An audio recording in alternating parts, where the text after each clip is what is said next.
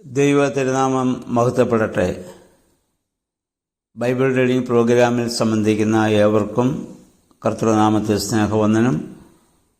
ഉൽപ്പത്തി പുസ്തകം 46 അധ്യായം നമ്മൾ ഇന്ന് വായിക്കുന്നു. 45 അധ്യായത്തിൽ ജോസഫ് തൻ്റെ സഹോദരന്മാർക്ക് തന്നെ വെളിപ്പെടുത്തുകയും അവരെ കരയിപ്പിക്കേണ്ടവൻ സ്വയം കരയുകയും ചെയ്യുന്ന സംഭവം നമ്മൾ കണ്ടു. എന്നെ ഇവിടെ അയച്ചതിൽ നിങ്ങൾ വിഷമിക്കേണ്ട, നിങ്ങളല്ല, നിങ്ങളുടെ ജീവൻ നിലനിർത്തുവാൻ ദൈവം എന്നെ അയച്ചതാണെന്ന് പറയുവാൻ ദൈവ പൈതലായ ജോസഫിന് സാധിക്കുന്നു. പൊത്തിഫേറിൻ്റെ ഭവനത്തിൽ വെച്ച് പൊത്തിഫേറിൻ്റെ ഭാര്യ മുഖാന്തരം അദ്ദേഹം കാരാഗൃഹത്തിൽ പോകേണ്ടി വന്നതും ദൈവപദ്ധതിയായി ജോസഫ് കാണുന്നു. ജോസഫിന് ആരോടും വിരോധമില്ല.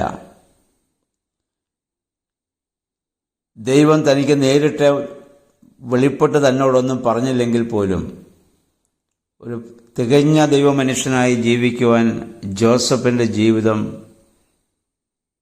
നമുക്ക് കാട്ടിത്തരുന്നുണ്ട്. യാക്കോബ് ജോസഫ് ജീവിച്ചിരിക്കുന്നു എന്നറിഞ്ഞ് വളരെയേറെ സന്തോഷിക്കുന്നു. 46 അധ്യായത്തിലേക്ക് നമ്മൾ പ്രവേശിക്കുമ്പോൾ യാക്കോബ് അദ്ദേഹം ബേർശേബയിലെത്തി തൻ്റെ സ്വത്തുക്കളും ആടുമാടുകളൊക്കെ ആയിട്ട് അദ്ദേഹം കുടുംബവുമായിട്ട് പോരുന്നു. അവിടെ ദൈവത്തിന് ഒരു യാഗപീഠം പണിത് അവിടെ ബലി അർപ്പിക്കുകയാണ്. തൻ്റെ ജീവിതത്തിൽ ഇനിയുള്ളതെല്ലാം ആ വലിയ ആധ്യാത്മികതയുടെ വലിയ അനുഭവമാണ് യാക്കോബിൽ ഇനി നമുക്ക് കാണാൻ സാധിക്കുന്നത്.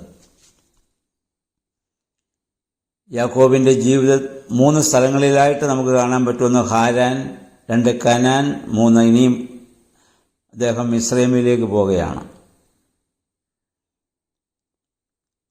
ആദ്യം ജ്യേഷ്ഠനെയും പിതാവിനെയും വഞ്ചിച്ച് ഓടിയവൻ എന്ന് പറഞ്ഞാൽ ജഡത്തിൻ്റെ ഇച്ഛയ്ക്ക് അനുസരിച്ച് മാത്രം ഇത് നടന്നവനാണത്. രണ്ടാമത് ദൈവത്തോട് മല്ലുപിടിച്ചവൻ. മൂന്നാമത് നമ്മൾ കാണുന്നത് തികച്ചും ആത്മീയനായ ഒരു യാക്കോബിനെയാണ്. അതായത് ഹാരാനിൽ ജഡത്തിൻ്റെ ഇച്ഛയ്ക്കനുസരിച്ച് ജീവിച്ചവനും കനാനിൽ സ്വന്തം ശക്തിയിൽ ആശ്രയിച്ചവനും മിസ്രൈമിൽ ഭക്തിയിൽ ദൈവവിശ്വാസത്തിൽ നടക്കുന്നൊരു യാക്കോബിനെ നമുക്ക് കാണാൻ സാധിക്കുന്നുണ്ട്. ഒരുപാട് അനുഭവങ്ങളിലൂടെ യാക്കോബ് കടക്കേണ്ടി വരുന്നുണ്ട്. അത് ദൈവകരങ്ങളിൽ നമ്മളായിരുന്ന ഒന്നൊറുക്കപ്പെടുമ്പോൾ മാത്രമാണ് നമുക്കൊരു അനുഗ്രഹമാകാൻ സാധിക്കുക. ഇവിടെ യഹോവയായ ദൈവം ഈ യാഗമർപ്പിച്ചപ്പോൾ യാക്കോബിനോട് പറയുന്നു, ഞാൻ നിന്നെ വലിയ ഒരു ജനതയാക്കും.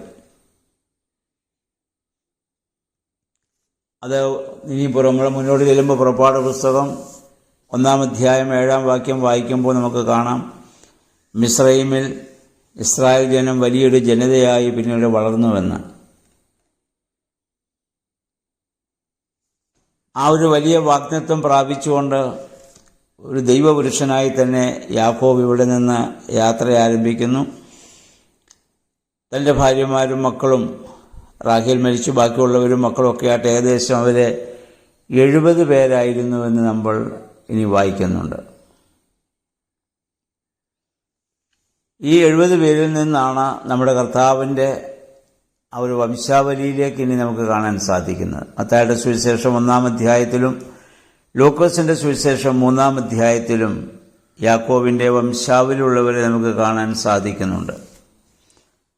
തൻ്റെ ദാസിമാരേക്കാൾ കൂടുതൽ മക്കളെ തൻ്റെ ഭാര്യമാർ തനിക്ക് പ്രസവിച്ചത് നമ്മൾ കാണുന്നു. നമ്മളിത് മൊത്തം വായിക്കുമ്പോൾ ലേയയിലെ 33 മക്കൾ, സിൽപ്പായിക്ക് 16, റാഹേലിന് 14, ബിൽഹായിക്ക് 7, അങ്ങനെ മൊത്തം 70 പേരുടെ ഒരു സംഖ്യ നമുക്കിവിടെ കാണാൻ സാധിക്കുന്നുണ്ട്.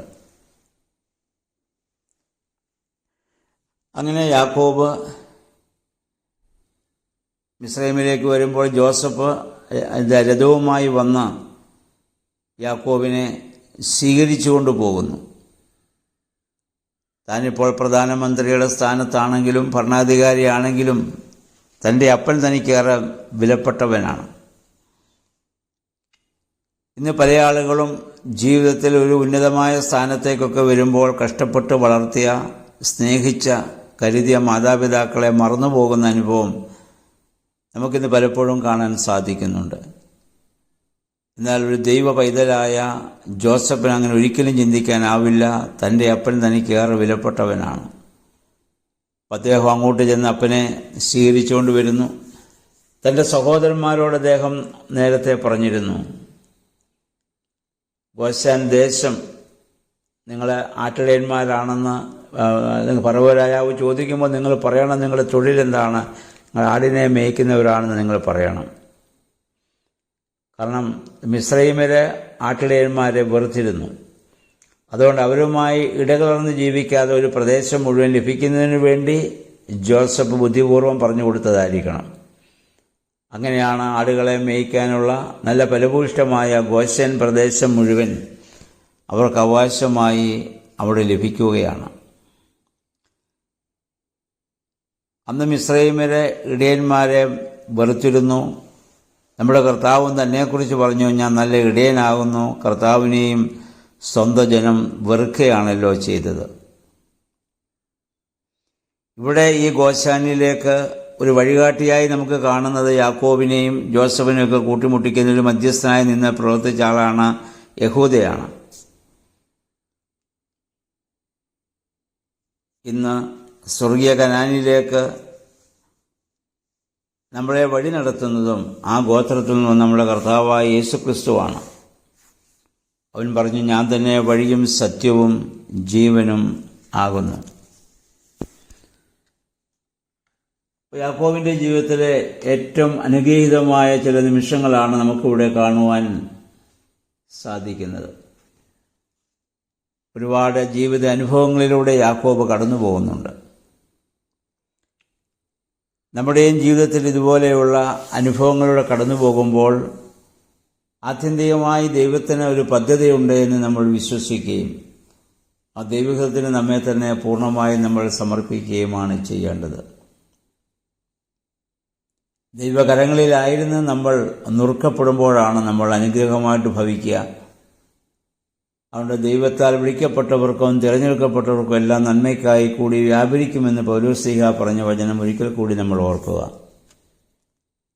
അതുകൊണ്ട് നമ്മുടെ ജീവിത അനുഭവത്തെ ദൈവകരങ്ങളിൽ പൂർണ്ണമായി സമർപ്പിച്ചുകൊണ്ട് ജീവിക്കുവാൻ യാക്കോബിൻ്റെയും ജീവിതം ഈ ജോസഫിൻ്റെയും അവർ തമ്മിലുള്ള കൂടിക്കാഴ്ച നമ്മെ സഹായിക്കട്ടെ.